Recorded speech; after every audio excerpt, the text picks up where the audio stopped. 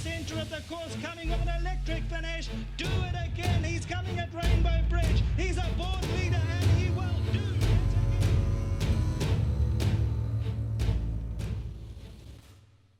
Third leg of the bipod, second leg of the place accumulator, and the opening leg of the pick six is a maiden plate over 1,600 metres.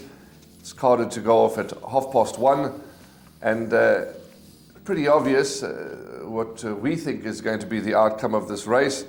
And I'm going to go as far as saying probably the exacta of the day. We've gone with 9 Legitimate to win, to beat number 3 Free to Win.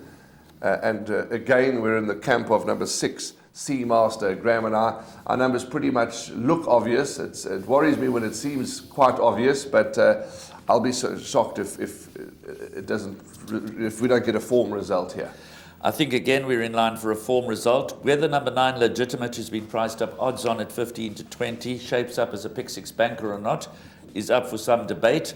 I have banked it because obviously there are some very competitive races in the middle of the pick six, but he's not without competition. But his debut run was absolutely mind-blowing. He was hopelessly placed turning for home and was gaining hand over fist in the closing stages to finish 4th, a length and a half behind Native Tongue. Just how strong that form is remains to be seen, but Legitimate, he lost 3 or 4 lengths at the gates. He was hopelessly green on the turn. He put his act together in the straight. He's got a wonderful pedigree. He's by Dynasty out of Bambina Stripes.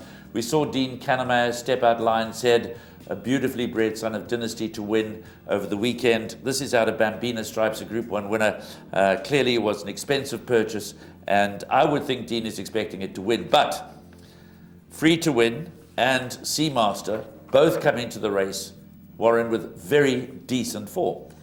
You know, Free to Win, when it ran last time, reading between the lines, I think they quite rate this horse. And he's finished second on debut behind Super Agri, who I think is going to turn out a very nice horse. And then they thought, well, we'll win next time out. Then it's found Validus, and it ran second to Validus, which is a very nice horse. So he's found 2 good horses in his career so far, has Free to Win. And unfortunately, I think for Free to Win's connections, they found another good one, and Legitimate.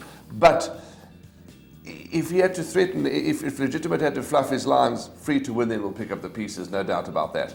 Yeah, number 6, Seamaster. Look at his form. He ran 5th to Rascallion. That was the runaway winner, that very good horse of Vaughan Marshall's. That form line has worked out extremely well. And then a very close 5th to Crimson King. He does step onto the poly track for the first time, has the services of Anton Marcus. I don't see the poly track as being a problem. He's also very well bred, son and master by faith. So those 3 stand out. But like you, you've got to make a choice. And when you structure your pick six, as we saw over the weekend, if you had put the field in the first leg of the pick six, you can't miss it because every other winner was obvious, or just about obvious. But it's getting the right place to put the field. But I don't think there's an upset here. It's whether or not you get away with bankering number 9 Legitimate, or whether you need to include 3 Free to Win and 6 Seamaster. That's a personal choice. I've tried to keep the cost of my pick six down and bank at number 9 Legitimate. I expect him to improve. I expect him to be more experienced, and I expect him to win. What is interesting, before we move on to the next race, is listening to Dean's interview with Lion's Head. He said that he thought he would get away last time with a 1200, which he just didn't. And I'm encouraged to see that this horse debuted over the 12. They've wasted no time into the 16, because there's no doubt he's going to relish every inch of the extra trip.